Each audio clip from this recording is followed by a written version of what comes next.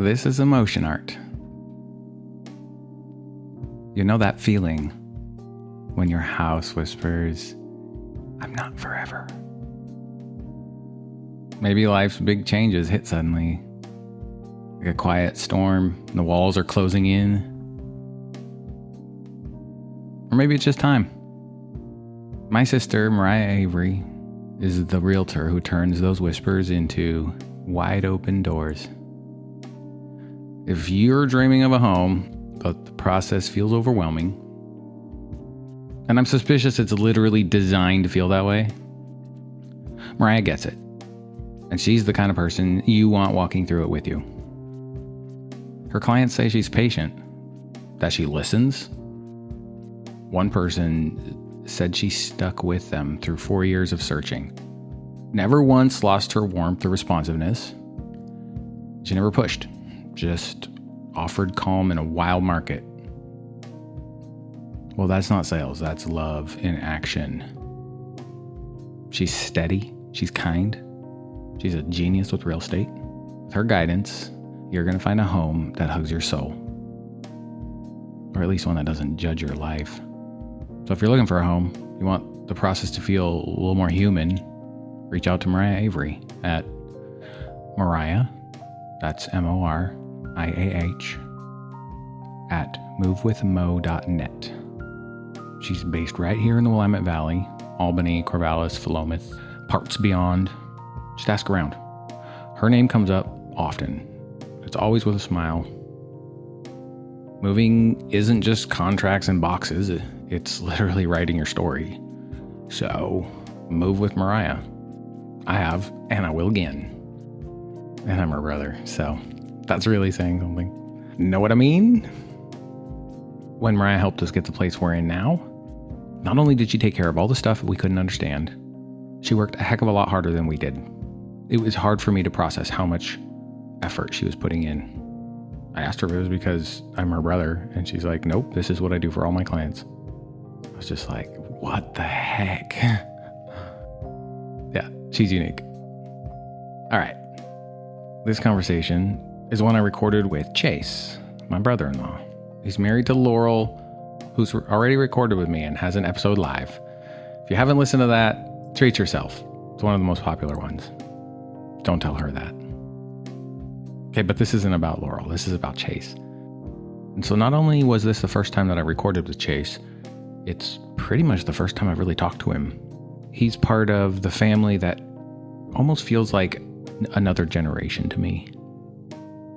I think he's feeling less that way, though. So this is a conversation about what it looks like to struggle through addictions, to find redemption, to find your place, and become a man in a Christian setting. At least if you're a Chace. I appreciate how he looks at the world. Simple and trusting. Honest, loyal, kind. Good traits in a man. Chace, thank you for sharing your journey and the things you found that helped you along the way. May the person who needs it find the language to help themselves through your sharing. Enjoy. Welcome to Emotion Art. Emotion art, where we sit down and make art with our emotions. Emotion Art. Creative energy moving outward in conscious expression of feeling. Emotion art. Emotion art. Emotion Art. Emotion because we are literally made of emotion. Art because everything we do wants to be art. Emotion art. Feels. Emotion Art. It's all beautiful. Emotion Art. Emotion Art. A space for emotional art. Creative energy moving outward in conscious expression. Emotion Art. An emotion art gallery. This is emotion art. You're welcome.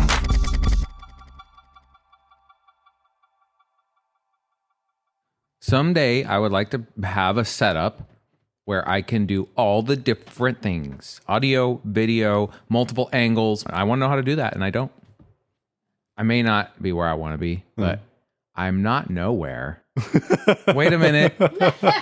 That was a very circular inside statement there, accidentally. Okay. So this must get mentally exhausting for you sometimes. Probably especially today. Listening and listening and listening. Trying to make other people feel like you are listening. Takes a lot of effort. If I was trying to make someone feel like I was listening, that would be a very short-lived activity, yes.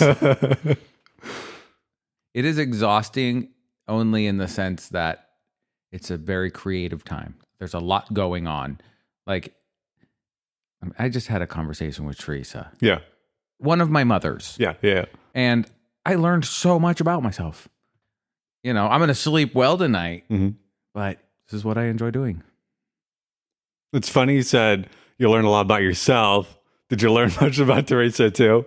It was about her. It was profoundly about Teresa. Yeah. But what made it most profoundly about her is that it wasn't about her. Oh, interesting. Oh, okay. I see. I understand.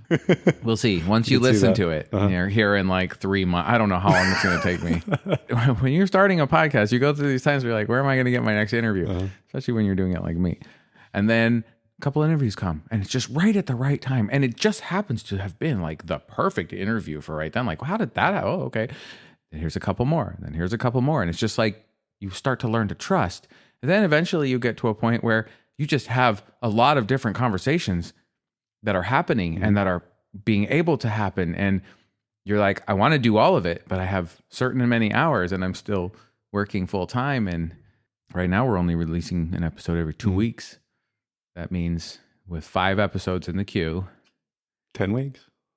I'm just saying, it's just like, but tomorrow our circumstances might change or somebody might step in and be like, oh, hey, could you use help with whatever? Because that's how all the other things have happened so far.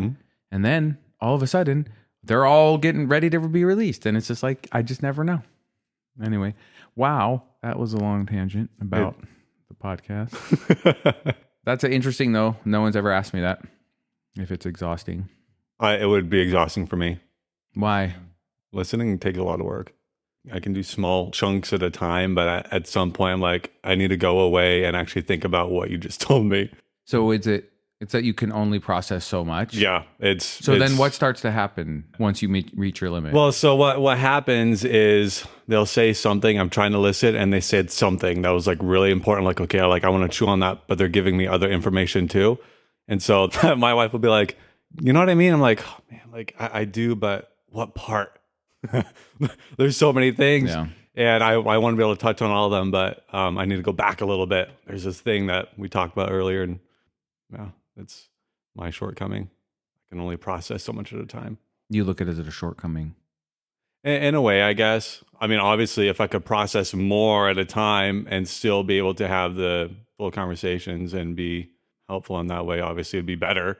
But I could see why some people might be annoyed why I'm not listening, or like I only took away a certain portion because I was only able to process a certain portion. Might seem like I'm not listening, but is that how you think people see you? I have no idea because I'm not in their head. But it's an impression that you have. Yeah. Interesting. I know what that feels like. I have a question for you though. Great. I know a bit about you. Like I've heard so many stories. It's lots of different things. Obviously, I'm around your family like all the time.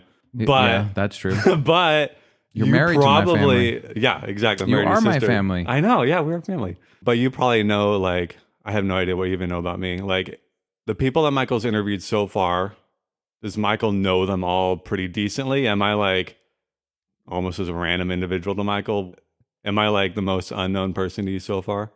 No, you're not the most unknown person to me because I have interviewed truly random people. Like people that I don't know at all. Okay. Hargbind, so it was a contact of somebody that I interviewed who I knew in my past life. Okay, that is from cool. long ago. That is and cool. so there's been a couple like that. But yeah, I would say that you are virtually unknown to me. Other than that, your name is Chace. Yeah. And I know that you're good people because a lot of people that I know well and trust think you're good people. Oh, hey. That's plural. You is good person, I think. Okay.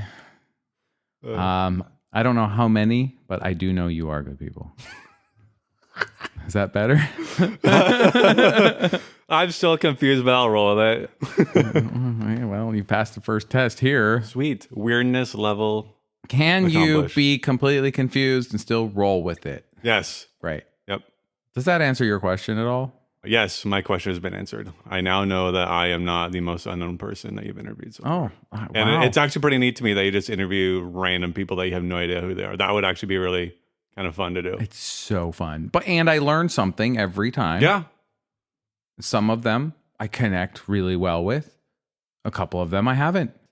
But basically, I'm either learning something about myself or I'm having the most fantastic time. Mm-hmm. So it's a win either way. Why did you want to sit down and interview? Oh, With me. You asked me. You said, hey, do you want to? I'm like, yeah, sure. Why did you say yeah? Because why not? Why wouldn't I? Why? Like literally, if I said no, I don't want to, what would my reason be? Yeah, that's the best question. And I think it's universal truth that everyone wants to talk about themselves. Is it? Do you want to talk about yourself, Chace? No, actually, I really intend to not just draw attention to myself. The intent of most of the conversations on this podcast is to draw a spotlight to you for this moment in time. That's my intention. Yeah.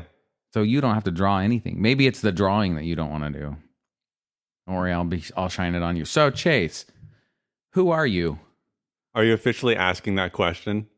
I don't have like a form. No, like was that an example question, or you're like, okay, Who are you? Answer this question. I don't know. That probably depends mostly on what your response is. Well, so I guess the first thing I'll say is I was thinking about this last night. I guess the way I see this conversation is a little bit of an opportunity. Are you going to try to convert me to something? No. Or away from something? No. Okay. An opportunity as in... Totally misread that. Go on. Michael, you don't understand. You're right. Everybody... Go on. No, so I was thinking about this. So obviously this podcast goes to a lot of different people. I don't know how many people listen to it. Not obviously. Clearly, A couple. millions of people listen to this. Thank you. All across Thank the you planet. for your optimism. Someday... If Name It and Claim It is real, you're doing the work for me because I don't have it in me. So far, my platform, which is very inaccurate numbers and no possible way for them to get it right, and they say that, but it's rss.com, and they say that I think we're up to 9 regular listeners. Well, maybe it's because you're listening to it all the time. Yeah, I know. I'm like, okay, that's me and you. No, but I mean, the whole thing as a whole had just crossed 1,000 downloads. So That's there are pretty cool. some people listening. Yeah. Well, like I used to make music when I was like a late teenager. When I was a teenager. And But like, you're not a teenager now. honestly, I feel like I'm still like You look, 17, you 18. look like it too. Thanks. I appreciate that. How old are you? I'm 29. I got that right. I am 29. Well, anyhow, so like I'd post music on SoundCloud, and like I love my own music. It's some of my favorite stuff to listen to. I'll like go back on there and see like I wonder how many listens I have, and like it's totally dead. Like I posted like 10 years ago, and I'm like, this one's got like 100 views now, 100 listens. I'm like, it's probably actually me listening to it 100 times. Do you still make music? Well, I would love to. I'm kind of learning piano a little bit right now, but What did you make before? Anywhere from like electronic chill to like electronic A lot of electronic stuff. hardcore. Yeah, all electronic. Yeah. Okay. Anyhow. So What I've been thinking about last night was if you had one chance to tell a bunch of people at the same time the most important thing you could think to impart to them that might be beneficial to them or helpful to them, that would help them in their life, what in the world would you say? That's kind of how I look at this a little bit. It's not so much like I'm talking with Michael, but like other people are going to listen too. Like whatever I had to say, like I would hope would be useful for them. That's kind of the way I see it. Hopefully that's not like really disappointing to you. no, it does feel disappointing actually. I'm sorry. No, you were asking yourself, what is it that's important to you?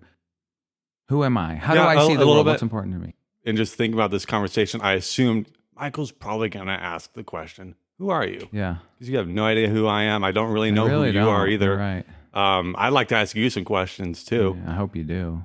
In thinking about it, I guess I could bring it down to 3 key things in my life that really define who I am. And I'm sure a lot of other people have been in the same boat or are currently or Doubt it. well, I mean, the same general concept. Okay. The big one was my father. And I'm actually recently learning that has actually been something that deeply affected me. And I still don't actually fully understand. The third one would be my identity. Who am I?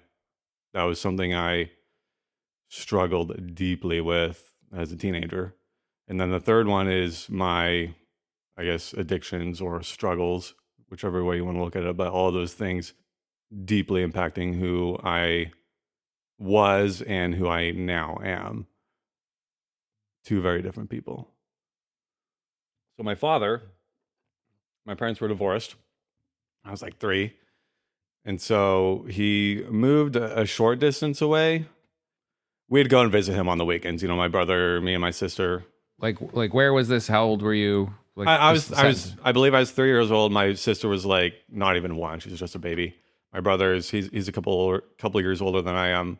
In Oregon, obviously. Okay. Like, So you're from here. Born and raised in Oregon. Boy, Never, ever lived anywhere else. Gotcha. So Portland down to Camas Valley, basically. Okay. Somewhere in between. I'm sure there's some random houses with rats in them, apparently. So I go to visit my dad on, some of the weekends. I have some old memories, but just over time, he just started moving further and further and further away to where it was like, okay, he lives in Washington now. And so we go to visit him periodically. I remember one day, I don't remember how old I was. I might have been like maybe 9. I remember he stopped by our house. We're living in Camas Valley. And we had this toy box at his house, like a big black chest with like gold on it, Mm-hmm. It was like almost like a treasure chest of sorts for kids. And I think there's another toy box, whatever. But he brought that stuff over, giving us our toys back because he was going somewhere else. And I think that was the last time I saw him for a long time. So that I think that was like between 7 and 9, that range. Why'd he leave? I don't know. I actually don't know. And so the crazy thing is, my family, we didn't talk about stuff. We're like non-confrontational. Like to this day, I actually still don't know the story of my mom and dad and my stepmom and my dad. I mean, my stepdad and my stepdad and my mom. I literally have never asked that question. My wife knows more than I do.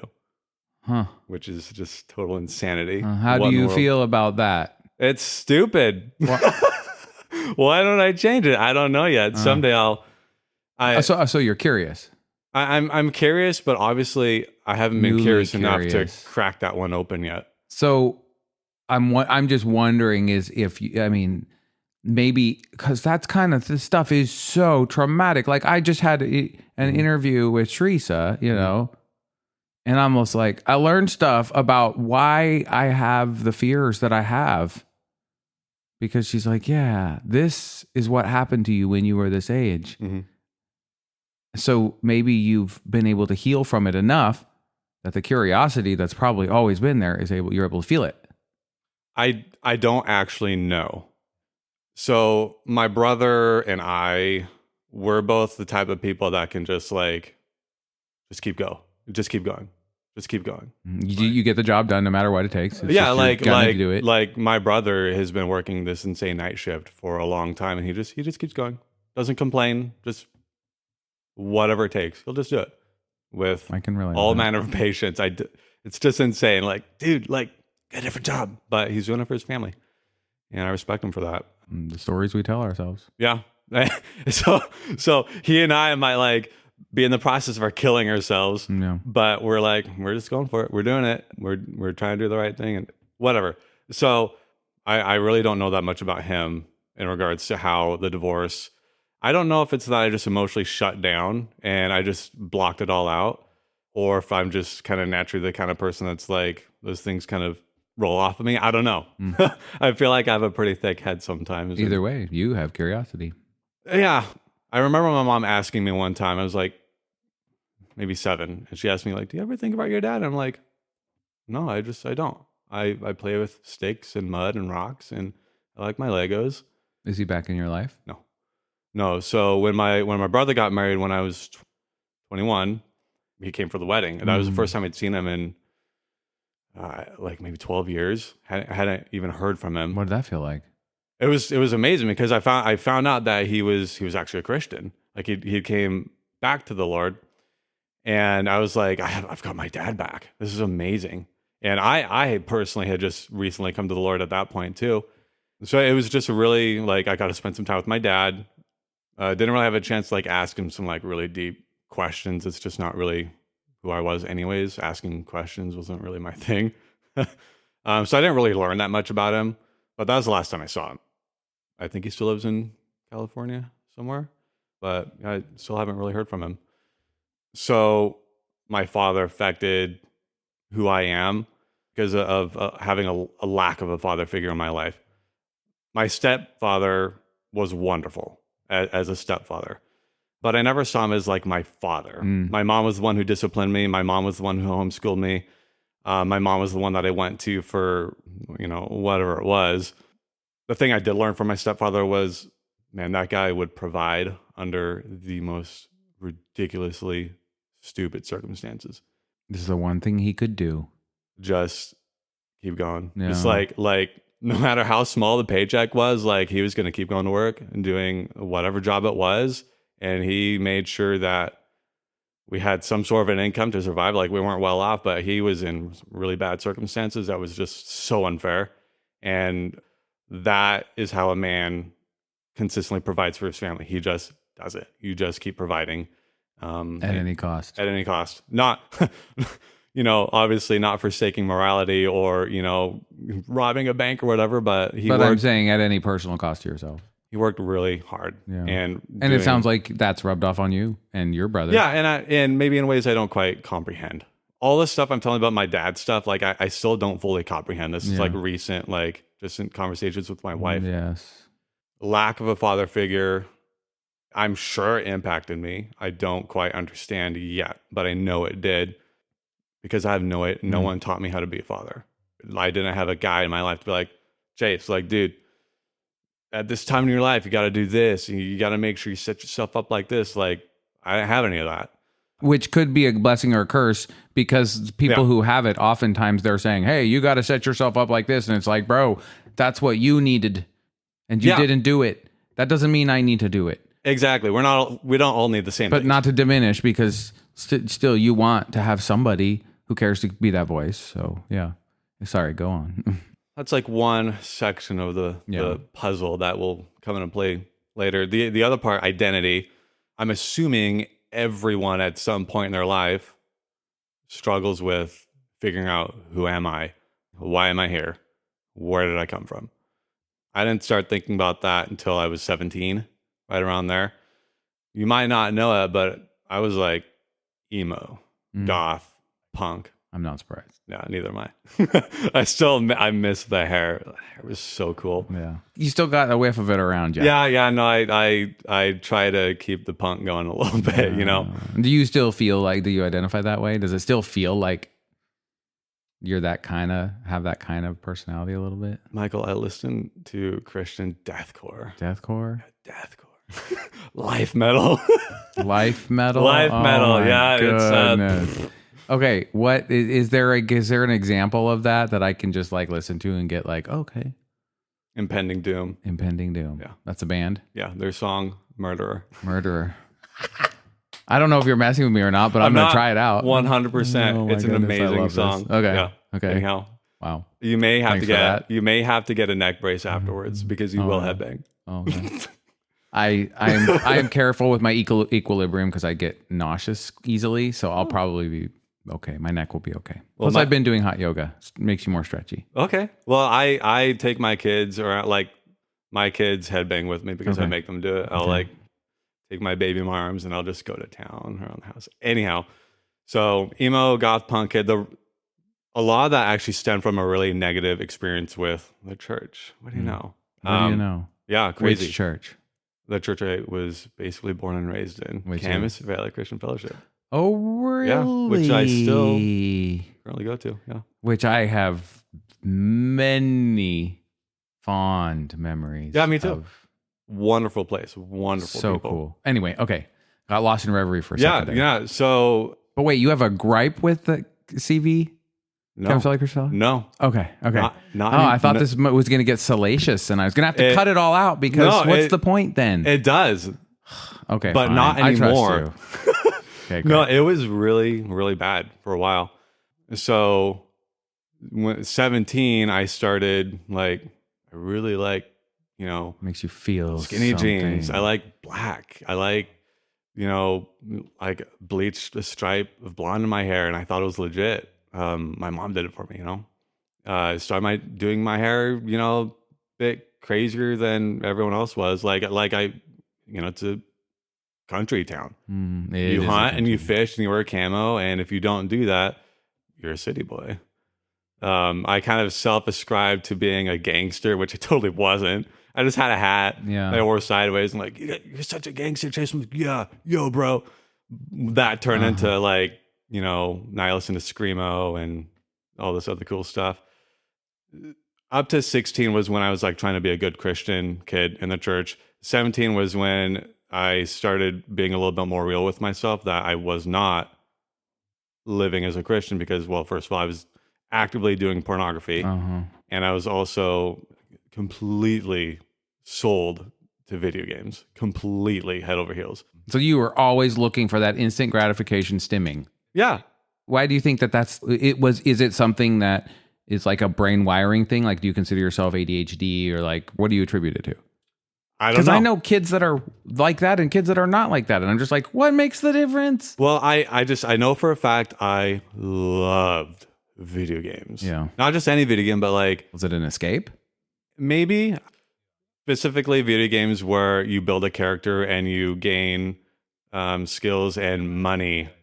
Where you had Loved it. control of your Yes. life.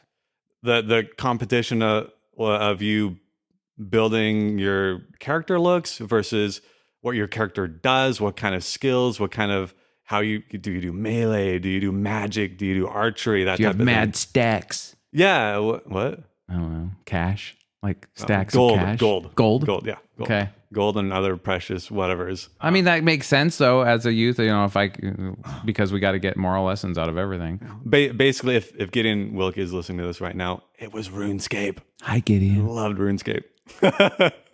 Anyhow, Thanks for listening. so video games and pornography, both were the two things that I was completely enslaved to. Super common for Exactly. for a ADHD male. Put whatever label on it you want, but you got this energy reservoir that you have to do something with, and our society is not set up to deal with that. So medicate them. I think one way or another, video pornography is just, Jesus had some things to say regarding that. And so I got into pornography when I was 12. And so by the time I was 17, I'm like, look, I'm playing on the worship team at church. Yeah. And I'm I'm going to go home and do pornography. You had a lot of guilt about it. Yeah. Who am I? Mm-hmm. What am I doing? And I was constantly stressed out because every time my mom would walk into the room, I'd be like, oh, she found out. Mm-hmm. And she's like, hey, Chase, what do you want for lunch? And I'm like, this is a constant. Oh, that's no way to live. The constant stress of living two different lives. Mm-hmm. And, yeah. And so there's that. There's also the fact that because I was different. We're all different. Sure. You were your own special kind of different. Well, just living in that community, I stood out like a smashed sore thumb. Or a skunk. You said you had a stripe? Yeah, exactly. That got brought up. Yes. Okay. So I got made fun of a lot. Not just by the church, but just the community in general. Wherever I went, people noticed, and I was just trying to express myself. I didn't want to look like anybody else. I didn't want to even try to look like anybody else. I didn't look up to anybody else. I wanted to do what I was trying to do, which is just be myself. And that often came to my own embarrassment and humiliation. But understandably, what do you expect? If you wear that thing, people are going to say something about it. So as unfortunate as it was to be made fun of, it was still a little bit unreasonable for me to expect anything different from people. So 17 through 19 was really bad. 19 being probably the worst. I remember turning 19. I'm like, don't even have a girlfriend yet. I haven't even found anybody that's like remotely close to who I am. And I'm like, I'm almost like, this is my last teenager year and I still haven't figured things out. And look at me, like I am just a loser. I don't even know who I am. I'm just this punk that I don't even know how to do anything. Like I don't have any skills. I don't have any insight or knowledge into, things. I play drums, but that's about it. Yeah. You were super down on yourself. Oh my Well, goodness. yeah. And like you saw nothing attractive, nothing good. Even drums, even what you could do. well, you're no, just I was pretty decent at drums. Okay. Okay. But to what end? Beautiful music and amazing. I wouldn't harmony, categorize working with deathcore people. as beautiful, although I kind of do. Well, But then you do, and it is. If you do, then it is. It's amazing. So there are some key things I do want to bring up that regarding identity. My identity was based on the fact that I was hurt and that I was alone. That's who I was. You were a victim. Yes, total victim. And without that, I didn't know who I was going to be. I want to share this story that will help put into perspective how much I actually hated the people that I lived around. The amount of bitterness that I had. Now, this is going to be all like super. This is going to be kind of negative, but it ends really. I'm going to hear it out. I don't know if my mom even knows about this because she Mom, wasn't. Because this is your warning. Cover your ears. She wasn't there, and if she was there, she would have been livid. My mom stood up for me. Thanks, Mom. Yeah, thank you, Mom. I love you. I just talked to her today. I told her I was having an interview today. Hi, Mom. So I think I was either 19 or 20. 20 was like the absolute lowest in my life to date.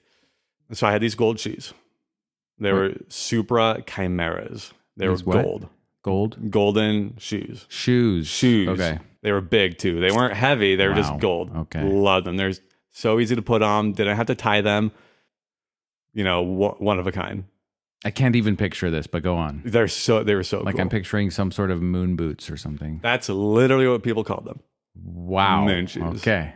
Carry on. Now I'm offended, Michael. Okay. You're just, dude, I can read you like a book. Moonshots, I had punk hair. It was long, spiky. I took a lot of time to produce that, straightened it, hairspray, cut it with a razor, everything. Well, when you don't know who you are, it takes a long time to get your look ready. Yeah, exactly. Like I wouldn't go out without doing that because that was part of my identity too. The wounded, hurt, alone, emo, punk. Look at me. That's who I was. Yes. Look at me, yes. but also don't look at me. Yes. Because that's rude. Mm-hmm. Mm-hmm. But every human wants to be seen. Exactly. Yeah. So there was a time at this church camp that I was part of a skit, and I was not walking with the Lord, but it was at this church camp where everyone, everyone still thought I was like, in the fellowship, like I'm a Christian, I grew up with them. Like, of course, yeah, Chace, he's a Christian, he's a great guy. And you're like, you're like, no, I'm not. Or no, I'm not. I was like, I know I'm not, but I don't want people to know because I wasn't ready for that. I wanted to belong with the church. So you wanted to be? I wanted to be. Okay. I didn't want to be part of the world. Like I did not want to abandon the faith at all, but I knew I wasn't in it and I didn't know what to do about that. And so I was like trying to hang on, but I knew like this is just fake, like nothing else. And I'm like terrified constantly. And so somehow I'm at this church camp that I grew up going to, and I got roped into doing this skit in front of the kids. And oh no, in part of the skit, it was going to be a big waterworks here in a minute. Oh yeah, isn't it? No, I'm not going to cry. Okay. No, I'm going to. Oh, so it was about the parable of the servant that wouldn't forgive the other servant. You're probably familiar with that one. Yes. Let's see. The servant owed the master a little, like $10, and then the master's like, "Don't worry about it." And he's like, "Oh my gosh!" And then he goes out and finds his fellow servant who owes him like 50 cents. Basically, and although just like sells him to collect the debt, like something. Yeah, throws him in prison. So he wouldn't show the same forgiveness. The right story? Yes, okay. He wouldn't show the same forgiveness to his fellow servant that his master had given him. And you know the end of that story. Didn't go well. Huh? No, it didn't. And so I was the servant that wouldn't forgive. And so my punishment, it went way too far. In the skit, it got personal. Like it became about my shoes and my hair. My hair was going to get cut off. My shoes were going to get taken away. It was like whoa, like this just went like, and we're in front of like 150 people. Like it people, was ad-libbed. yeah, I did not know that was going to get brought up. And so Whoa. I'm like sitting there literally on my knees in this skit. And I'm like, who I think I am is literally getting publicly flayed open. Is that what it felt like? Like it felt like a dream where you realize you're naked? No, Not no, quite. Okay. that would be overthinking it to me. Gotcha. Okay. You just described it. Hey, I do like to overcomplicate things sometimes. So I regard that as the most humiliating thing that has ever happened to me. Like Sure. to have something like that happen to you in front of everybody you know, people you don't know, friends, the people you grew up with, the church. Obviously, that was really hard. I'm glad my mom wasn't there because she would have been like, she would have stood up for me. But I wonder if everyone else took it as like, so it probably didn't feel like that to anyone else. My shortcoming in all this was I never communicated with people. So the whole getting made fun of thing started years and years before that. And I never told anybody that it bothered me. That's something I do see people do a lot is they don't communicate to people when something hurt them. Jesus in Matthew chapter 18 says, when a brother sins against you, go to him and tell him his fault. And if he hears you, you've gained your brother. That's all you got to do. And I didn't do that. That was my fault. Part of me not communicating to them was actually a little bit in spite. Passive aggressive. Yeah, a little bit because it became part of that wounded, victimized, whatever. Like I am this person that has been made fun of, and therefore I should feel like this, and this is who I am. And visually, that's actually what I look like. That's intense feelings. Yeah, to walk through. Yeah. So contrast that now with the fact that I still go to that church. No, obviously, there's a lot of water under that bridge. A lot of healing. Actually, not that much, believe it or not. Even if it's not time, there's a lot of growth, a lot of healing. But it all happened in 1 second, maybe a little bit less than that. Wow. Hold on.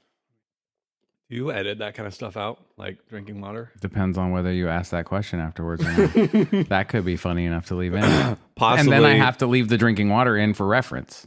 It's possible Michael might have just edited out me drinking water. Don't listen to him. Also, that was a very graceful water partakement from your flask. So the third thing that really defined who I was, and I kind of already touched on it, was my addictions, my struggles. Sure. So video games and pornography. I remember a time when I was sitting at home playing video games. And this is when I finally got my own room by myself. I could literally shut the door, close the curtains, and just play video games or look at pornography, whichever one I wanted. And I remember playing this game and the voice in my head saying very clearly, you should give this up and follow Jesus. And I was like, I don't want to. I love my video games too much. I never had that thought or voice concerning pornography, but I sure did about video games. Video games consumed me more than anything else. I would stay up so late on a work night playing video games. I like set up RuneScape on my laptop and set up a bot to make sure I was like mining throughout the night. Yes.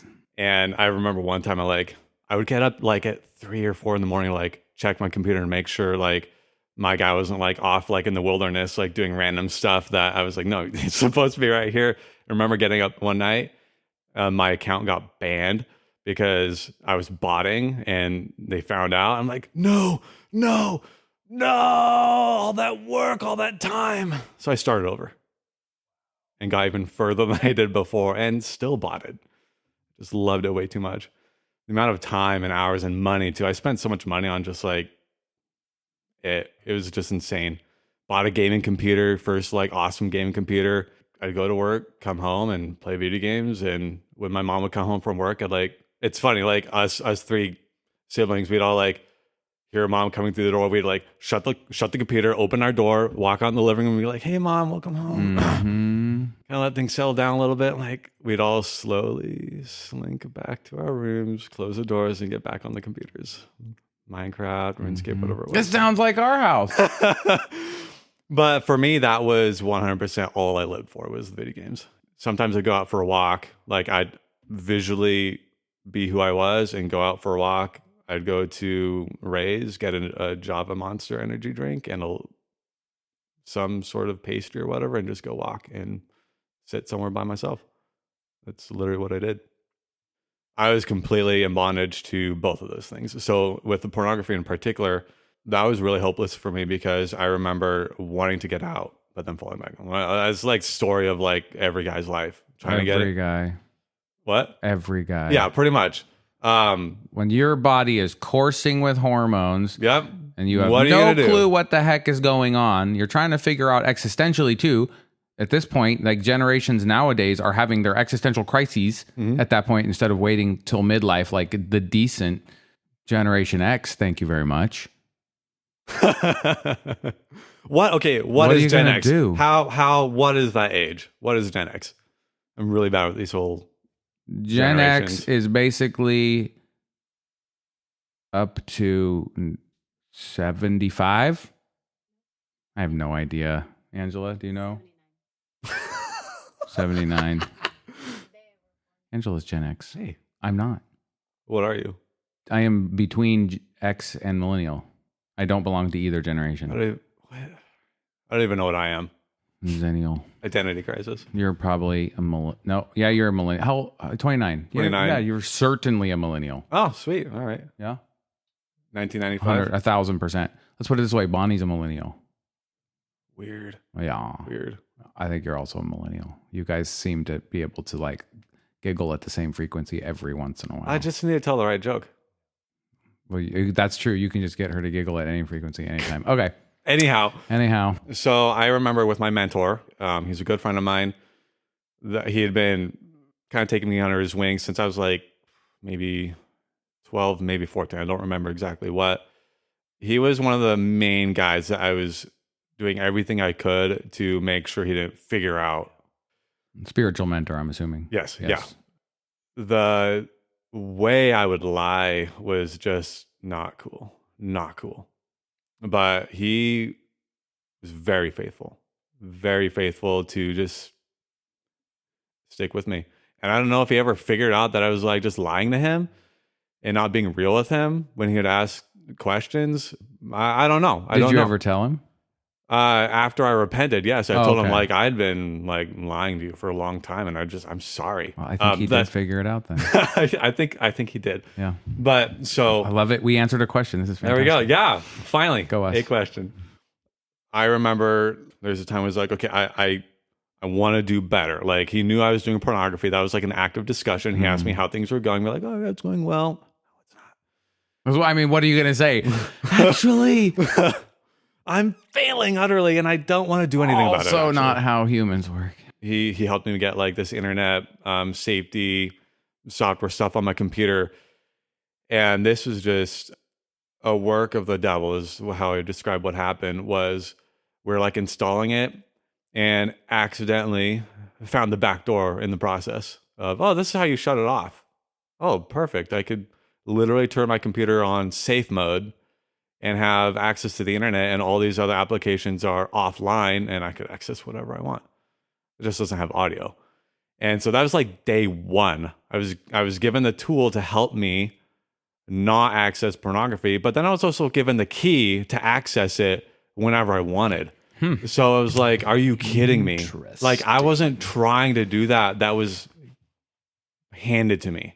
But you could have raised a flag on it because obviously somebody else is involved in helping you do this. Correct, but I wasn't really thinking about that. I'm like, all right, I'm gonna do this, and we're like, oh well, there's this thing, but like I'm getting better now. Like I wasn't thinking about like You thought you'd be able to sail right past that. Yeah, totally. And back door. you know, Yeah. 5 minutes later. yeah, a little bit longer than that. Okay, but I'm just saying. So I know what you're talking about. yeah, it's like, well, here we go again, still in bondage.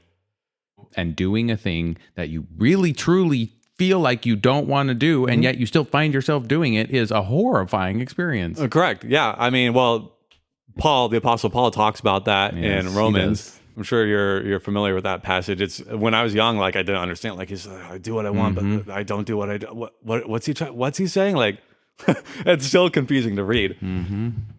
So those are like the 3 negative things that really defined me. Not having not having a father figure to tell me how I'm supposed to live. And then my identity, not knowing who in the world I was, trying to figure out who I was, and then just my bondage. That's a better word for it, my bondage. So that's all like really negative. And you feel like that is stuff that still defines you. It defines who I was and what I struggle with and what I came through is important because it's context for who I am now, why. It's context for who you are now. It's context. It is. It doesn't. So it's not, you use the word define, but it gives you context. Is correct. Okay. Got it. So you don't feel like those things are something that are like, they're not still hanging around. Like, no, not these even, are me. Not in the slightest. Perfect. Not even close. That's the connotation I get when people talk about defining. So that makes sense. Yeah. So the old. But it is a context for you. Yeah. So that was the old person. That's who used to be. Where the good news starts. Okay. Literally the good news. Mm-hmm. So I was at this men's retreat. I was 20 years old. It was February 2nd, I think it was. I was fulfilling the facade of being a fake Christian. My mentor was like, hey, we're going to this men's retreat. I was also helping him at this other church, not a Camas Valley Christian Fellowship, but this other church. He was like, hey, I need help. I'm like, oh, I'm your right-hand man. I'm going to help you out. And so we're like doing this thing together. And he's like, hey, we're doing this men's retreat. And I'm like, so I don't want to go because it's with Camas Valley Christian Fellowship. I have an unimaginable amount of bitterness towards them. There's other things I thought about sharing that I'm just not going to share because it's actually really dark where my thoughts actually went regarding myself and regarding certain individuals there. Very dark. You can say whatever you want. I'm not a mandatory reporter of like murder or anything like that. You're safe. Well, and no one listens to this. No, I'm joking. I'm totally joking. Go on. I'm sorry. well. I mean, it does regard death. Okay, I'll just say fine. that. That's fine. We've all considered it in some way or the other. So, what do you want me to share it or? No, I just want to be silly. Okay. Because I'm not going to share it. It might make some people cry, and it's like, why? Why? Also, yes. Just trust me when I say it was really dark. Yeah, and we all have that inside us. Yes, we all do. So I remember being at this men's retreat, hating the fact that I was there. Like, I don't want to talk to anybody there. I don't want to see these people. I don't want to have anything to do with them. I was still going to Camas Valley Christian Fellowship periodically. It was just the last place I wanted to go was at this men's retreat because You were so overburdened with guilt, it would just make it even worse. Like, if people ask me any questions, like, what am I going to say? Like I didn't want to talk about, lies. Makes sense. Makes sense you would feel that way. Yeah, totally.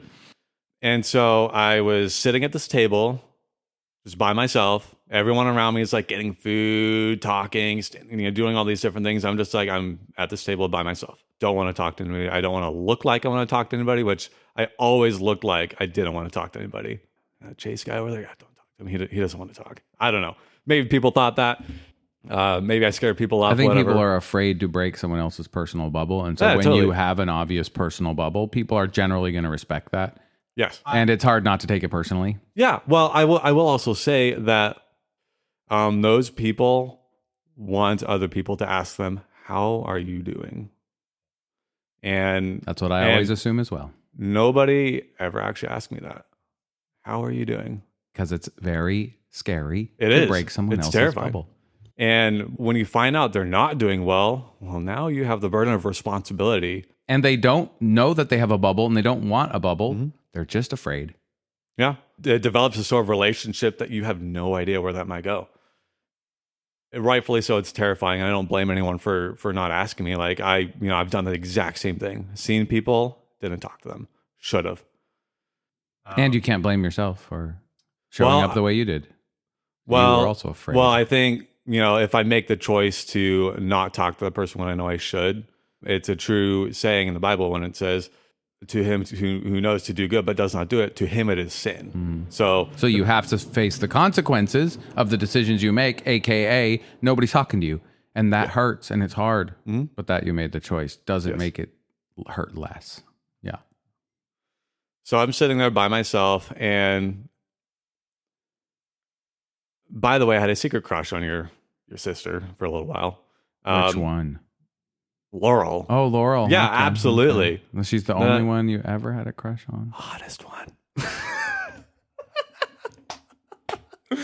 You got some little brown something on your nose. Really? No, I'm just joking. Oh, okay. It's probably fuzz from the microphone. No.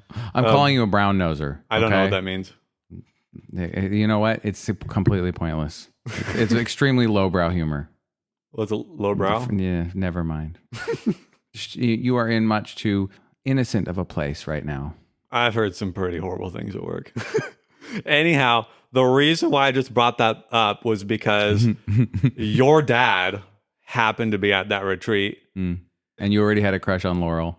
Yeah, which I had actually squashed it because I was like, never in a million years. Why? Not even a chance. Because you're so bad? Because I'm like, she's like this missionary girl. She goes to Mexico. She's like she's from the Bandon crowd, and I'm this Bandon crowd loser punk, and I'm a porn addict. All I do is play video games. Like, she's cute, but I'm never in a million years. That's literally what I thought, and so I squashed it. So at that time, I didn't have a crush on her, but your dad did something for me that nobody had ever done for me ever in my life. Maybe even to this day, because I think that's the only time I ever needed this. He tells me about this and reminds other people about this part of the story. I was sitting there by myself, looking sulky, and he saw me. And according to him, he thought to himself, "Oh, he looks like the kind of person that really fit in well with us." Moody.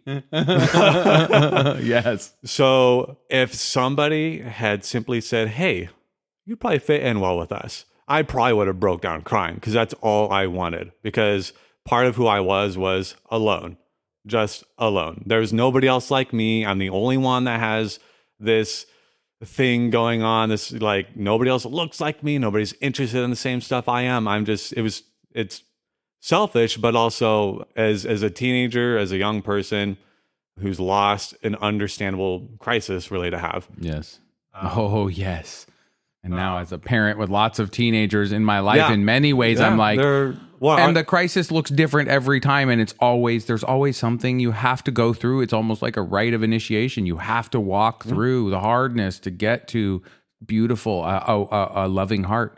You have to break in order to be beautiful. This is weirdly, I don't know that that's true, but it sure feels like it sometimes. Anyway, it might be puberty. Maybe that's and what it's second called. Puberty and third puberty. How many puberties are there? If If that's how we describe breakings. I don't know. So I'm not bitter at all. Are all of your boys going to be teenagers at the same time?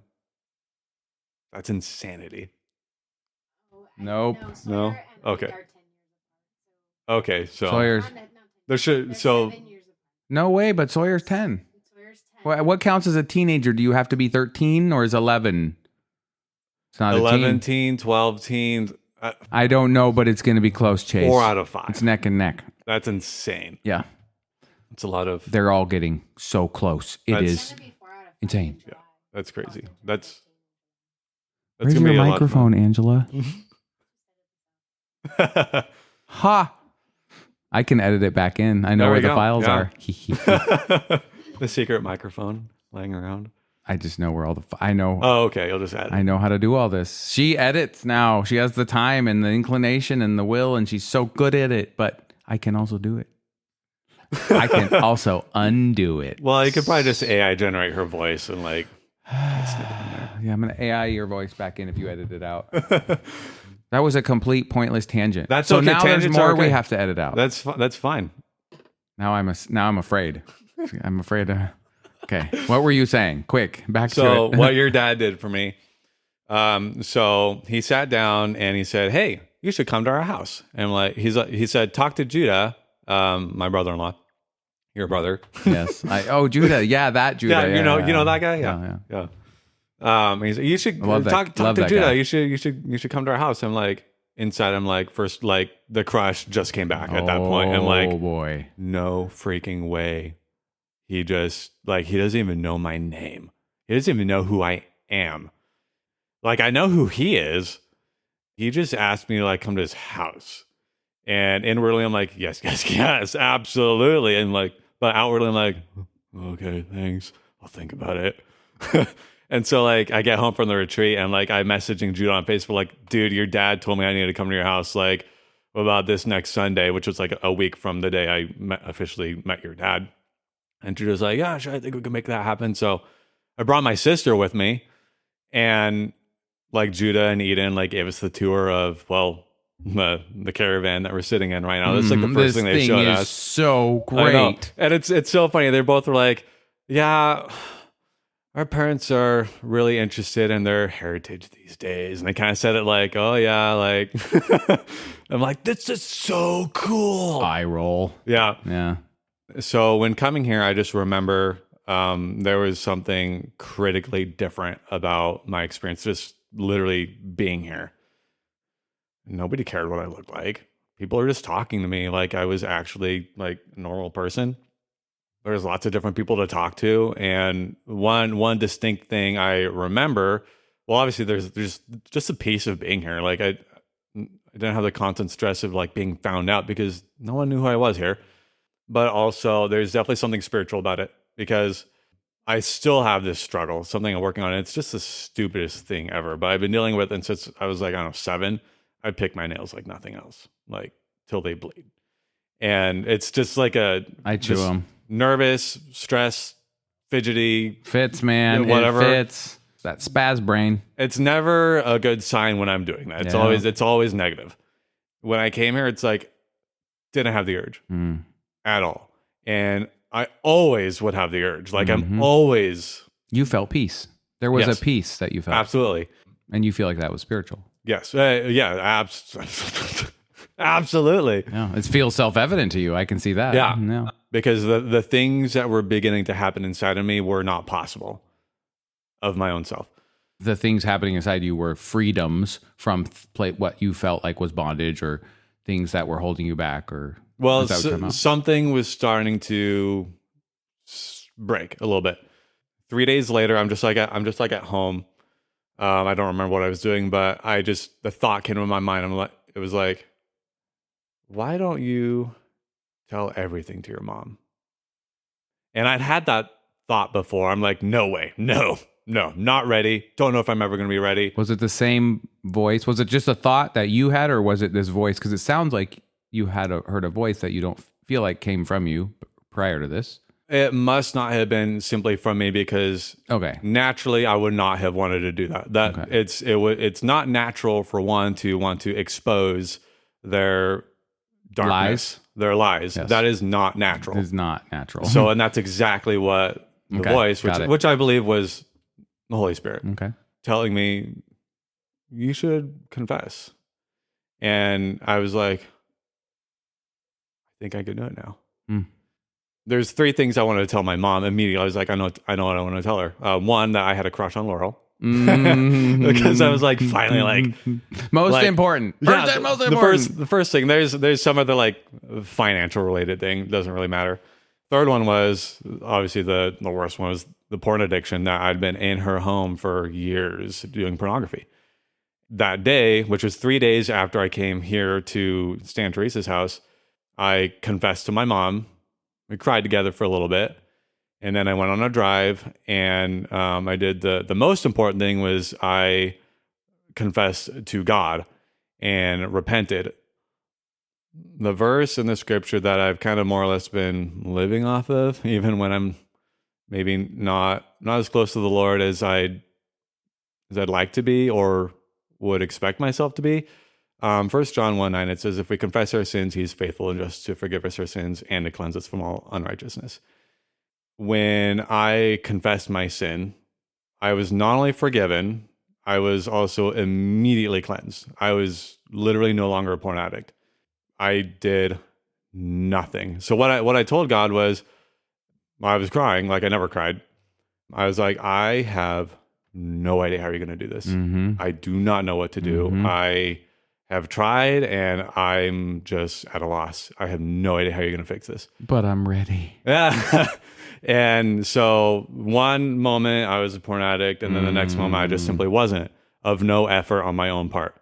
And so not only was I forgiven, but I was also cleansed, which is the strongest evidence for me of a loving creator, specifically found in the Bible. And the other thing that happened too was all that stuff about the whole relationship with Camas Valley, all that stuff that happened about my identity and who I was trying to be, gone. Completely gone. No longer mattered. Like, it didn't matter. It didn't bother me anymore. It was like this, I just didn't care anymore. And Your brain started telling different stories about what was happening in your life.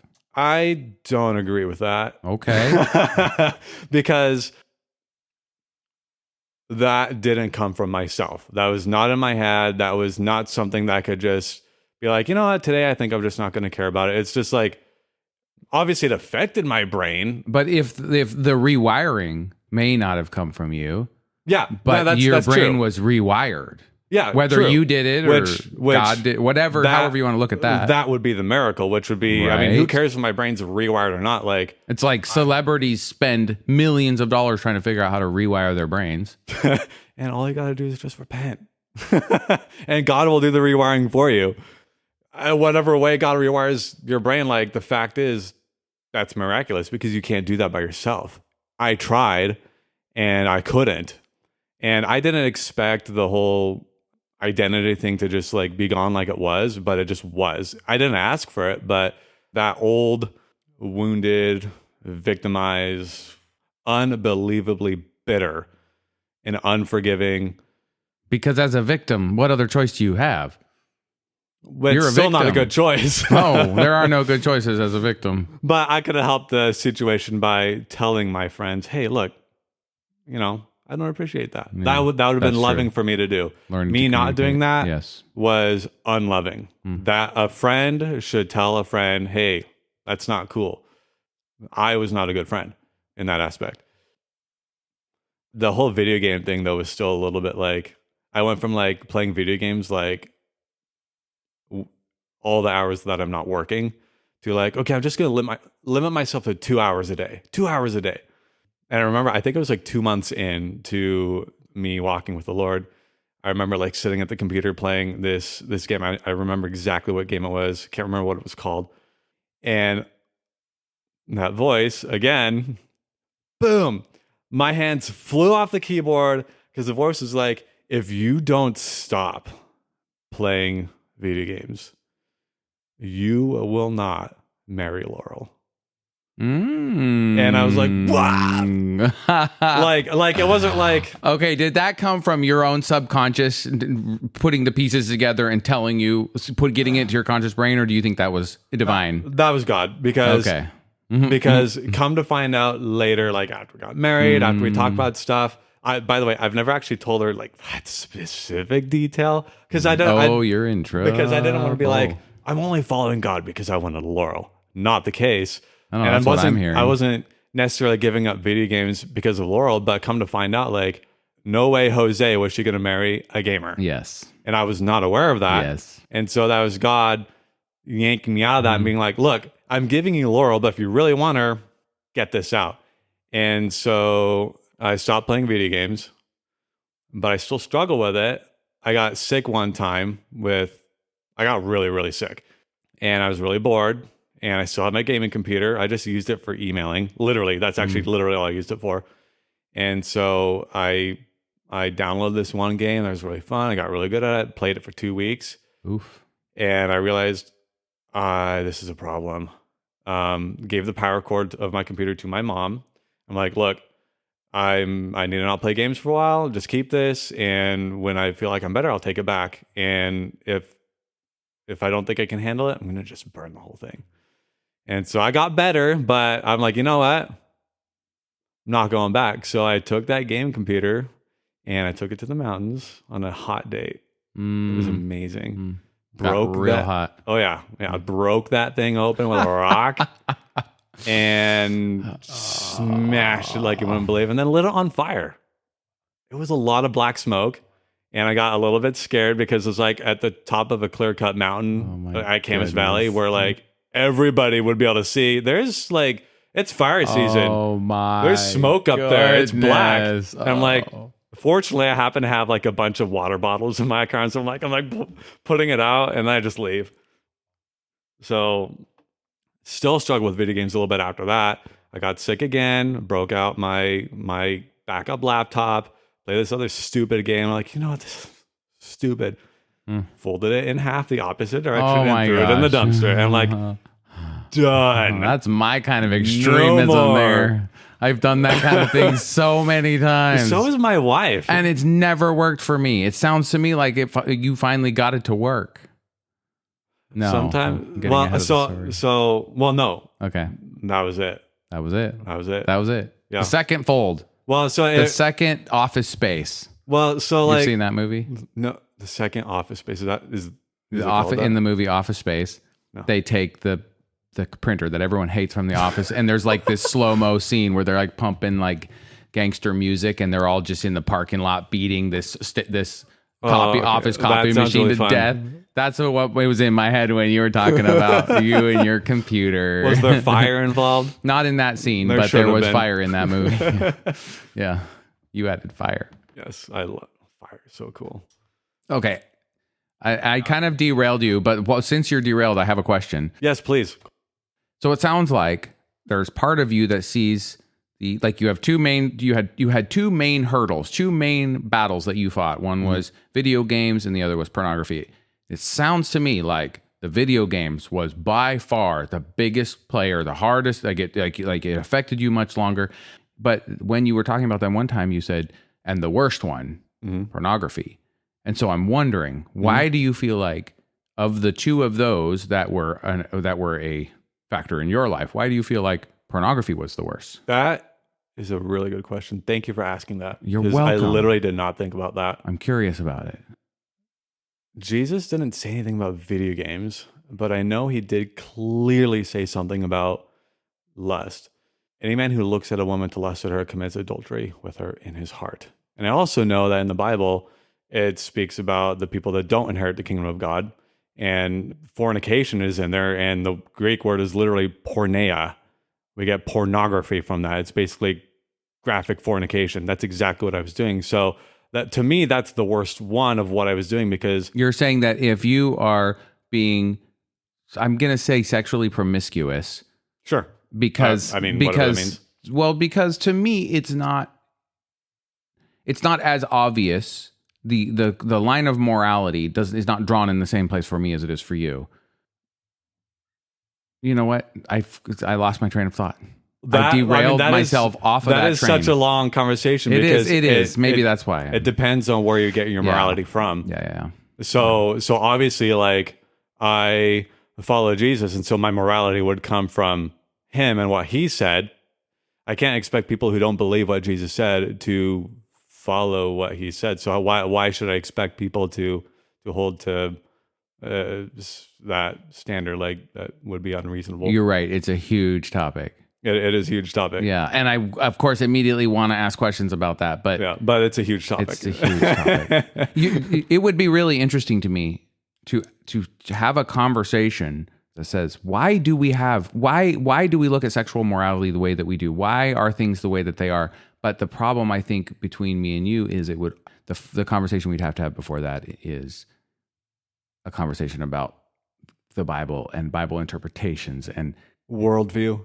Really, it would come down to worldview, it's so that's big. hard. Like, it's really hard. How does someone like you and someone like me have that conversation in a way that's not just me saying, well, this is how I see it, and you saying, well, this is how I see it, and us being like, well, they don't connect anywhere. So what do we say now? Yeah. Like, it's you want some tea? It's like, how do two people that are like, I'm not going to budge on this. Like, it's because I want to be like, I know what the Bible says about sexual morality, and it that has shaped me, shaped who I was and who I am in a very different way than it shaped you. But how do you tell a teenage boy that if you look at a woman and have a lustful thought, this is what that means to God. This is because you can't help it. You're gonna go through it. That's a harsh trigger thing for me because I believed I was evil. And I didn't look. I didn't. And I felt really good about myself. And we had ups in and that downs. one moment where there goes the girl with the bikini, and I am not like my focus vision never touched her. And it's the hardest thing in the world I ever did. And I feel so good afterwards. But it's looking back, it's that good of like, I am so pure. The self-righteousness, you know. Self-righteous. Yeah. Yes. Everybody. But she must. How long hate can that last? Bro, it's insanity. But I think And so how is that a bar that I don't know. Anyway. well, it's an impossible bar. Yeah, it is. And Jesus knew that. There was something that happened in youth group that really actually confused me. And I wouldn't be surprised if this happened to a lot of kids in a lot of different youth groups. There's a lot of confusing things that happens. I remember there's this one time where like we're told, okay, write down this thing on this piece of paper, something you promised to God that you're never going to do again. And then just fold it up and we'll put it in this basket and we're just going to, I don't know, nail it to the cross or like burn it or something or whatever. And so like I wrote down like pornography and this and that. I'm like, I'm never going to do it again. And we do this thing. I'm like, all right, like I'm never going to do it again. And I did it again.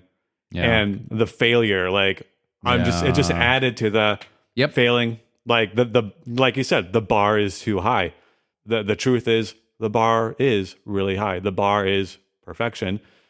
The thing that's not understood though is just simply the gospel. I didn't actually understand the gospel, which is you can't get past that bar. You can't actually be perfect. And that's why Jesus came, died, rose from the grave, and went into heaven and is always interceding for us. That's literally why. If we were able to get over that bar, there would have been no point for Jesus to come because we would be able to be perfect. The bar is impossible. But well, Jesus said, with man, these things are impossible. With God, all things are possible. So never looking at a woman to lust after her is impossible. But that means you're an adulterer. You committed adultery, whatever that is. Repent. What is adultery? Because I think of adultery as like I actually it's don't quite understand that adult word. Sexual Like, immorality. What is adultery? It's like married infidelities. Yeah, and stuff. like I've never actually. I still to this day don't fully understand what like adultery, fornication. Yeah. Like what's is there a difference? Like I don't really actually And so know. and so why not? Like why did Jesus want all this? Like anyway, the thing is, it is a huge topic, and we have skirted the edges of it. And Correct. So, yeah, just a little bit. Yeah, perfect. And so I'll stop torturing the topic. I'm trying to figure out how to enter a conversation of this type with people that see the world so differently, and we'll figure it out one of these days. I don't know how to do it. Great. I've never done it. Perfect. Not like that. Then we both have the equal and adequate skill level for attempting. Well, I appreciate it. Yeah, I appreciate it too. There's one more thing that I want to say. It's just for anybody, specifically any young guy that's listening. You're speaking to everyone else that's in this room with us listening. Yeah. Sweet. No, that's how I think of it. Everybody that's listening to this episode is sitting in the room with us. That's true. That's a good way to think. Somebody about it. suggested I think of it like that. And I forgot it was to think about beautiful. Like that. So I do. So all the 10 million people that are with us in this room, right? Give or take about 10 million. Yes. So 20 million. Possibly. My life has been incredibly easy. Even with all those struggles, like I'm healthy, I'm not like paralyzed. My family is pretty peaceful, actually, on both sides, wonderfully peaceful. And I live in the United States of America. Like I have everything. I should be the absolute most content person in the world. I'm so glad that God put me here in this era. Like I could have been in the United States in like the 1800s and it would have sucked. I'm glad I'm here because like we got good dental practices. Like if I have a cavity, like I could get numbed up and I don't have to like get my face ripped off to get that dealt with. It's wonderful. I guess I just want to say that it is possible for a person who didn't have a dad and felt completely alone and didn't have any skills, didn't know how to do anything, didn't even know who they were.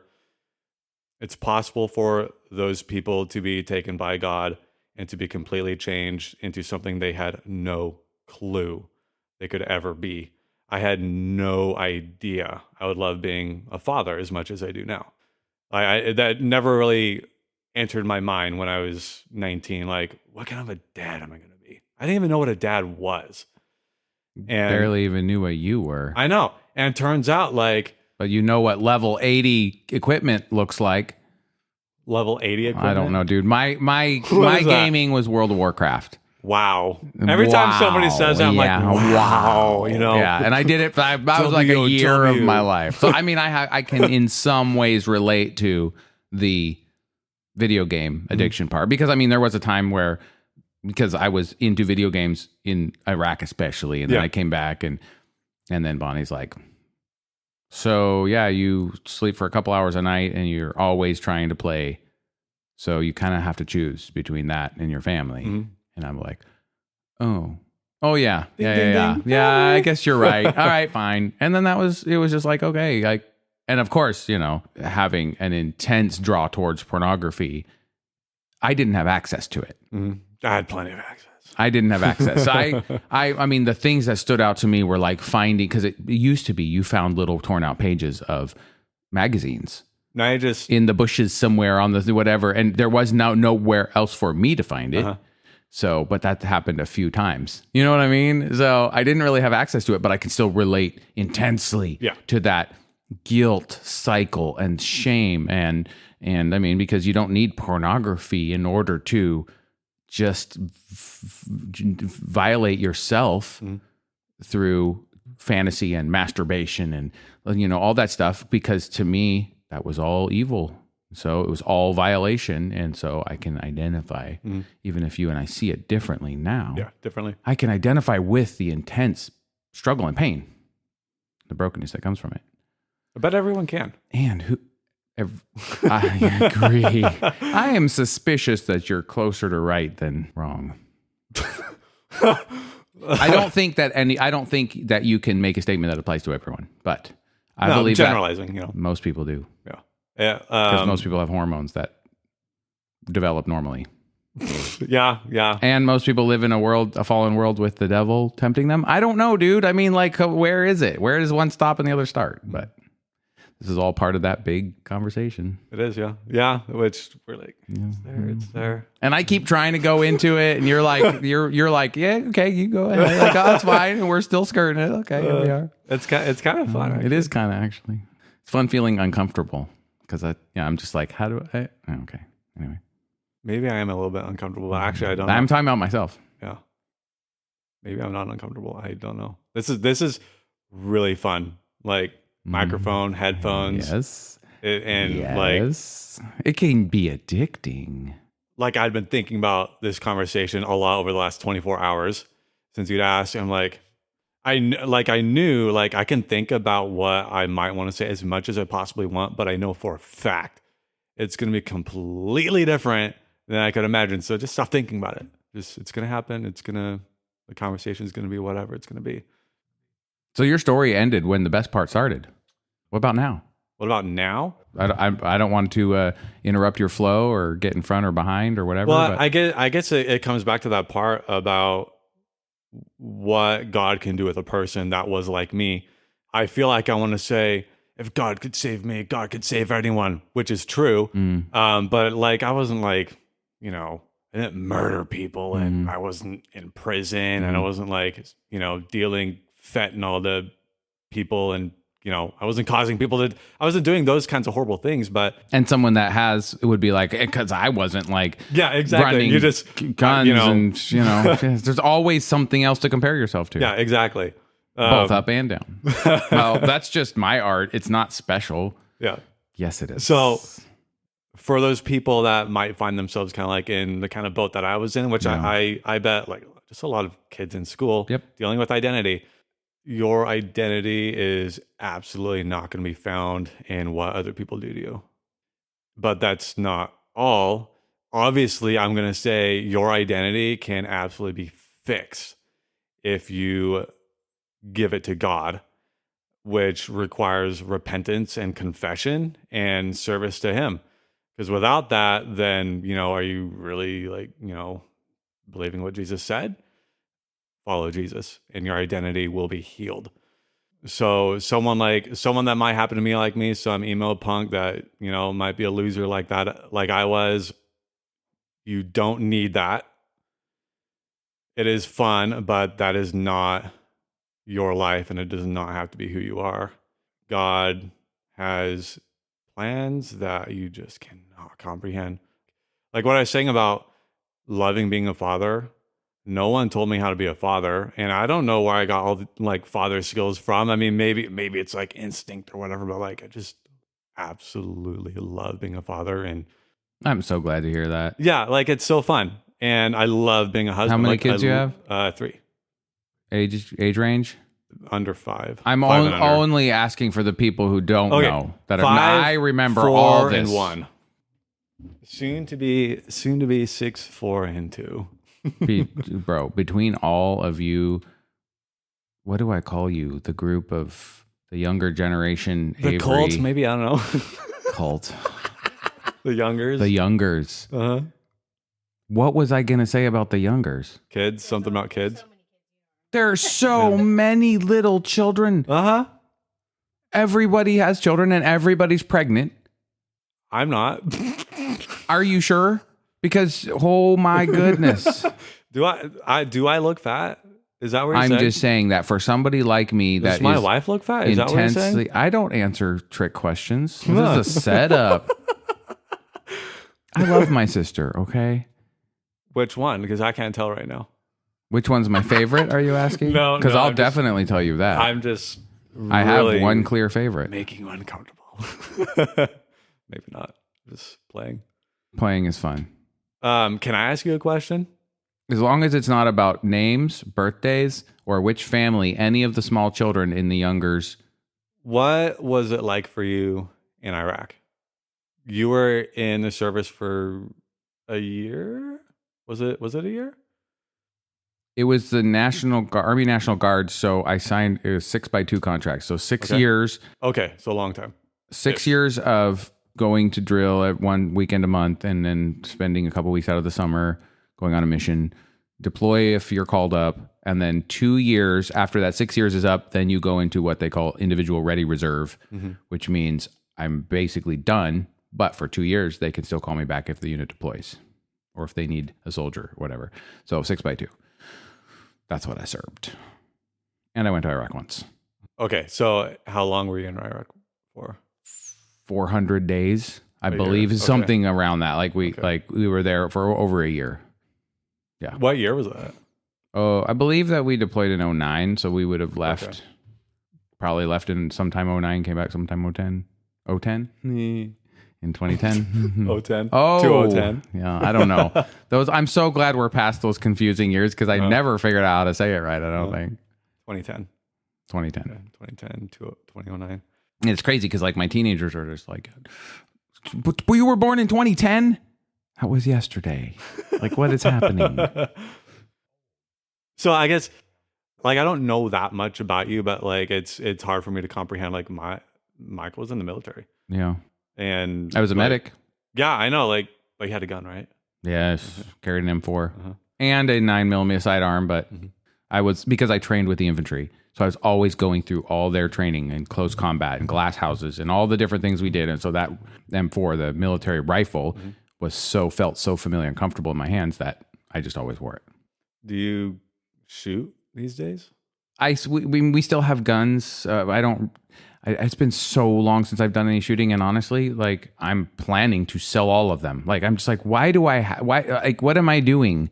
And there's so many kids that come around, and we have it locked up and stuff, but it's still is this anyway? That part is fading out for me. Because I was thinking, Michael's in the military. I wonder does he go shooting? Is Michael the type of guy that goes shooting? I don't see it. I don't see Michael shooting. Yeah. Yeah, I used Really? to. There's pictures of us with the little kids, and like it's so cool just to see each of their different personalities around it. And to them, it was always just like it was just a fun thing we did, and we just shot cans and whatever. And yeah, Awesome. I love shooting, but I never go. yeah. It's To me, hard to there's go kind out of and no. do It's this. It feels like a relic to me, just like in warfare. Like warfare is less and less and less being fought with direct human to human damage. It just doesn't really happen that way. It still is. Don't get me wrong. I understand, but it is shifting away from that. Drone to drone, Computer to computer. It's all satellites. internet. It's all everything is going into the quantum. Like here we go right into quantum. That's the next battlefield. What do you think about AI? We're Singularity, Michael. Where are we? AI is going to be running simulations of our battles in other dimensions, and that's how battles are. No, I have no idea, dude. I think that ChatGPT is really handy if you need help with just about any idea thing. Pretty much. But I'm recording a podcast and putting it out online so that when AI does create itself, because that's the only way that something can truly be an intelligence is if it self-creates. When AI eats the entire content of the internet and creates itself, I want to have contributed to a joyful AI if possible. I would really enjoy having a joyful AI. So I'm going to try to put as much joyful content out there as I can. Michael, we just talked about pornography, Yes. AI, video gaming, a little bit about music. A little bit. I mean, what else is there to talk about? Food. Chace, I look forward to getting to know you more. I really appreciate having this conversation with you. I really appreciate you asking me too. Like, honestly, I've been kind of like secretly hoping like, oh, maybe because that'd be kind of cool. Okay, so let me just say, I want to have a conversation with every single one of you. Every one of you I want to have a conversation with. And I also have my own traumas. Yeah. And like up until very recently, I believed that everybody was judging me and disliked me for at least some way or the other, including the people that have my heart the most, my little sisters. Like I'm newly coming out of being afraid of everybody, but being afraid of myself around everybody, like believing that everyone else saw me the way I saw myself. And so I don't know, dude. I don't know what I'm trying to say, but I don't know what my balance is yet. I go out of my way to not make people uncomfortable in every chance I can.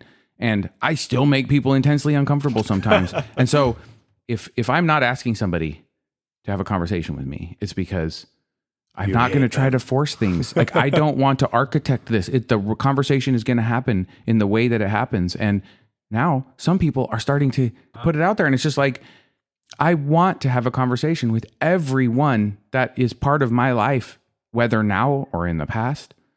I want to have all those conversations.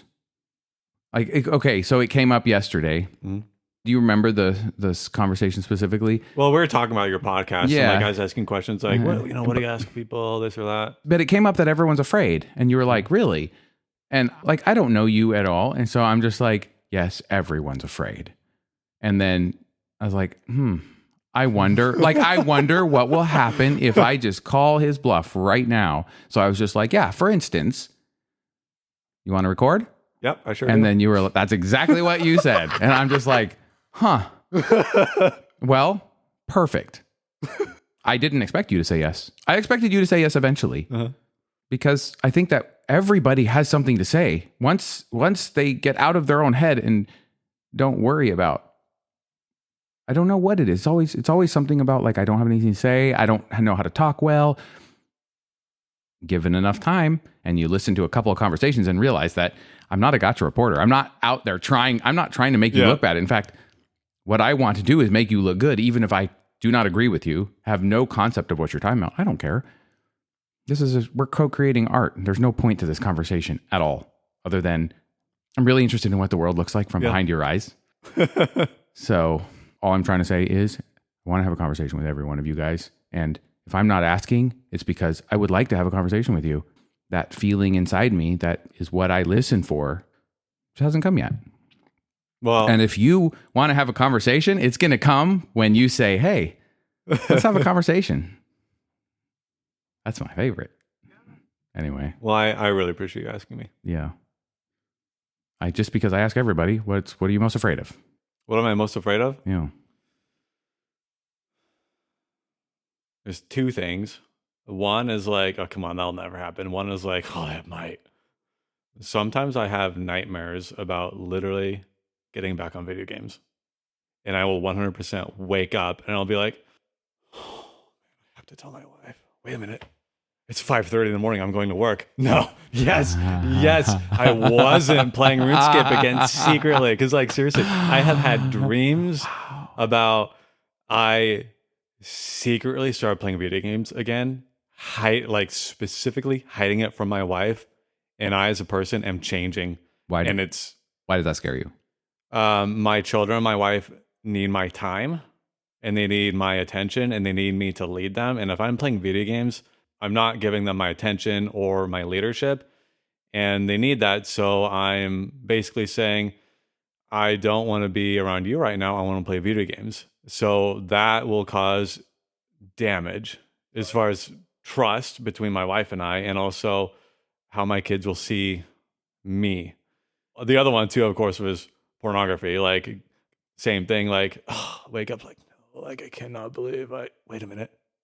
I'm going to work. Yes. Because like, if I ever got back into that, I was thinking about this yesterday. Like, I haven't done pornography in like, it's been 8 years. And I was like, one slip up to break somebody's trust. However a long amount of time it was that you were able to keep their trust. When you break their trust, it could take easily longer than that amount of time to fully regain their trust. Because like, let's say it's been 8 years and I fall back into it. 8 years of me being clean again, like not doing it. That 8 year mark comes around and she's probably thinking like, I wonder if he's going to slip up around the 8 year mark. Like, that's going to come up. The damage that something like that can cause. It's all about the other person, how they receive it and how they see it, regardless of how I might think of it. If the other person's hurt, they're hurt, no matter which way I try to justify what I've done. Why do you see that as breaking trust with Laurel rather than breaking trust with yourself? That's a really interesting question. It reminds me of another question that an old coworker asked me. No, he said I should have more faith in humanity. Well, and that my next question was, what do you think would happen if circumstances convened to find you sitting in front of a computer or on your phone, looking at some pornography, and then you were like, "Hey, Laurel, this is what happened, and I'm telling you because this isn't who I want to be, and you're like my partner." What do you think her response would be? Oh, she would forgive me if I'm confessing and repenting to her. She would forgive me just as God would, but the wound would still remain. Just because I said sorry and just because she forgives me does not mean she's going to. What's the wound? The wound is that I was finding pleasure in other women besides her. Like, okay, so that it would be like a jealousy wound or like absolutely. Okay. Like when I married her, like Gotcha. My vows, my promise to take her as my wife, not these other, images I might be looking at. I took her. So by me giving myself away to these images in that way is defrauding her. And so absolutely that would cause an incalculable wound. I'm nervous. We may be brushing up against this topic, this bigger topic that has to be breached first. Yes. But again, wouldn't you be defrauding yourself? Why do you see it as defrauding her? Well, she's more important than I am. Like, why would I consider myself more than her? Like, sure, I'm going to be hurt too because I'm like, sinning against my own body, really. But the only way that she would be hurt by you messing up in a promise that you made to yourself because of your reasons, the only way she would be hurt is if she had a story that your mess up, your humanity, because that's part of being human is making mistakes, including that. And I just don't see Laurel as the type of person that would say, you looked at an image of a naked woman lustfully. That detracts from me. Like, she knows her own worth. And Absolutely. I don't know. Like, I'm not trying to make a statement. I'm just curious. I mean, I'm not my wife. I mean, we're one flesh, but like, Are you saying you'd have to ask Laurel? Obviously, we never been through that Sure. trial before. I would be ecstatic if we never, ever had to deal with that. That would be wonderful. It means you're never going to be ecstatic because you'll never know that until you're dead, and then it won't matter. I'd rather be ecstatic about something positive. Yeah, exactly. That's like you're being ecstatic about. I never did. I agree. Okay, yes. Okay. I would assume Mm-hmm. that she wouldn't be incredibly angry with me, but rightfully so, she'd be sad. Sad for me and sad that entered our marriage. Absolutely. If she loves you and she sees you in this struggle with yourself and facing the difficulty, the pain, she would be sad on your behalf, knowing how much it hurts to walk through those types of things, especially now, 8 years. It's like, you know what I'm saying? It's a lapse in character. And when you have a lapse in character, that's the reason why it becomes an issue of trust. Like, is he going to lapse again? Is he changing? I just have a feeling that you're talking about contracts with yourself and faith with yourself. And I have a feeling, based on everything that I'm learning about how differently people see me than I thought they did, that nobody else is judging you on that same level. No, and they don't need to. They don't need to, and they're not.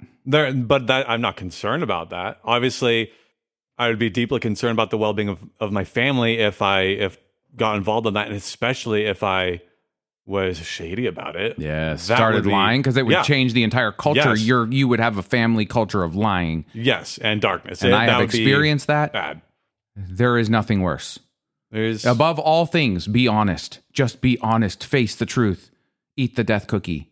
Oh, great. Now I have to explain that. Oh, I'm not going to. Just Michael, be honest. I have a question. What's the death cookie? Now everyone's going to think I was fishing. What does it taste like?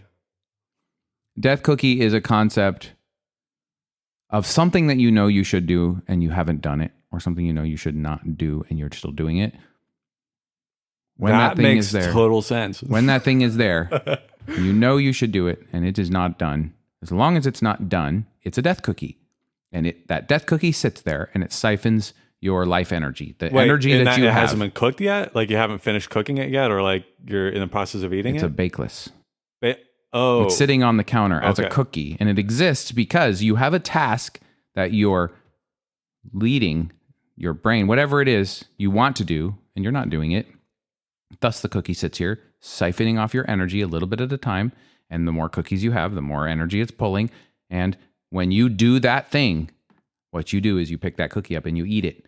And all of that energy gets restored to you, plus an extra percent, because you did the thing. You ate the death cookie. And then the more death cookies you eat, the more energy you have, and the less that's siphoning off. And then eventually you have no death cookies. And so everything fills you up and it's just energy. Or you get sick and throw up because there's too many cookies that you just ate all at once. They're not that kind of cookies. They don't go into your stomach. So bakeless. So they've been sitting on the counter for 4 weeks, and is that how long it takes you to get around to doing something? I mean, it depends. What do you feel is the most important events on the world stage right now? And how do you feel about it? And I mean, I don't even know. Someone suggested I ask a question like this, and I thought it would be a good idea but I'm just not a politically drawn person, to say the least. But I am interested in what feels big to you right now and why. That's interesting. AI is kind of cool, you know? What's going on with AI? How do you feel about it? Well, it's an interesting tool for now. I just have a strong feeling that it will be absolutely a tool for darkness, and not that much longer. You think that's an inevitable outcome of AI? It is going to become dark. People want to have AI in their consciousness, connected to the internet. When people are also part internet, like all access to all information. Assuming that there can be like a chip or something that can have an interface where we're actually interfaced with the internet in our brains. Did you say assuming? Is that what you're talking about? Yeah. Like, are you saying that already exists? That's already where the state we find ourselves in? So at this point in life, I have come to the conclusion that if you can think it, it probably can happen. That feels true. Do you watch Tucker Carlson? I know who it is. I have seen him before. That's true. I don't watch the Hunger Games anymore. Sorry. Is that a show or? Yeah, you turn it on every time you turn on any news channel. It's the Hunger Games. Welcome. Believe it or not, maybe that is actually one of the more important things to me right now. Maybe that isn't the most important thing in the world, but it is really interesting to me. And it's also going dark. It's also concerning to me because, well, okay, the fact that if I can think it, it probably can happen. That means we're at a point in this era that unimaginable things, both good and probably mostly bad, can happen. And to have the mindset of just the status quo, like things that have always been, it's just gonna stay the same, and don't really think too much about it. Pretty soon, one day you wake up and all this stuff affects you now, and you weren't prepared for it. And it's all worse than you imagined. Maybe. Likely. I mean, looking at the scriptures, it's obviously going to be not good. There's some bleak predictions upcoming. Correct. Which I also think are going to be quite different than we've ever hypothesized.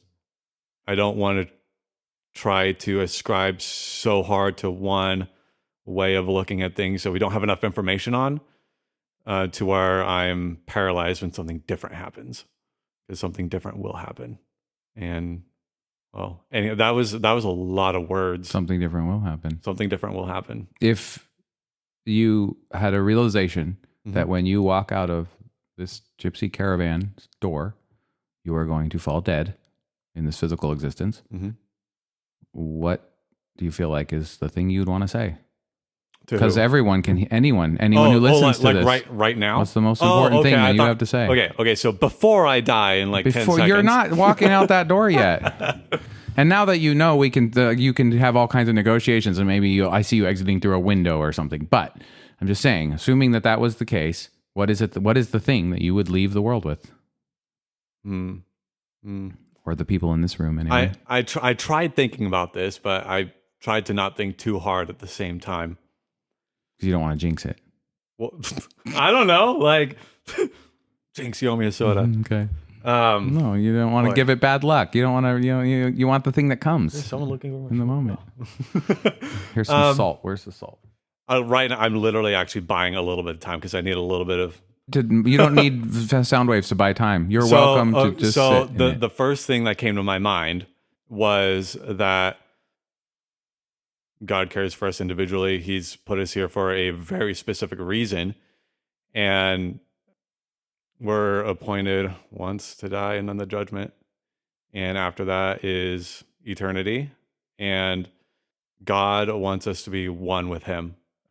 To me, that's the purpose of life, where Jesus is praying regarding those that will believe in him, that they will be one with him as he is one with the Father. That's it. Know who made you.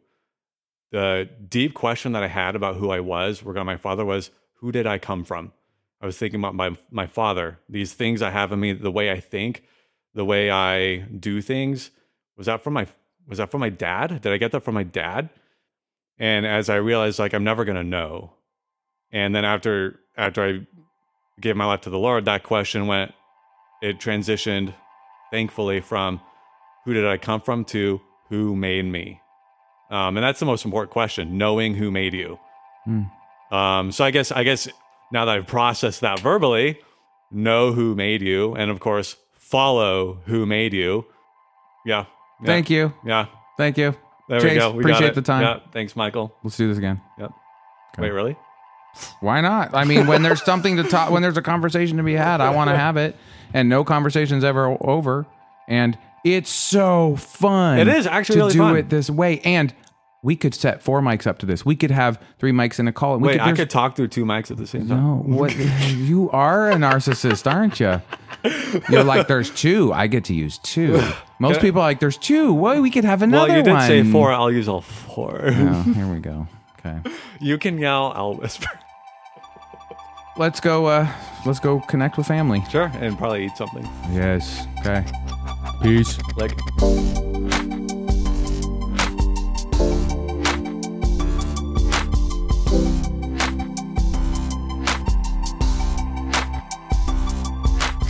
A lot of love and deep thanks to Buddy Anderson for his original music and audio engineering. This podcast sounds the way that it does because of his heart and the way that he listens. Explore his sound at From Another Mista on Spotify. Well worth the listen. And to Angela Cook, our producer, thanks for holding the vision, weaving the threads, and helping every episode land with clarity and care. To every one of you who's subscribed, listened, shared, or just felt something along the way, thank you. You're part of this too. Your attention is sacred. I don't take it lightly. Stay curious. I'll see you next time.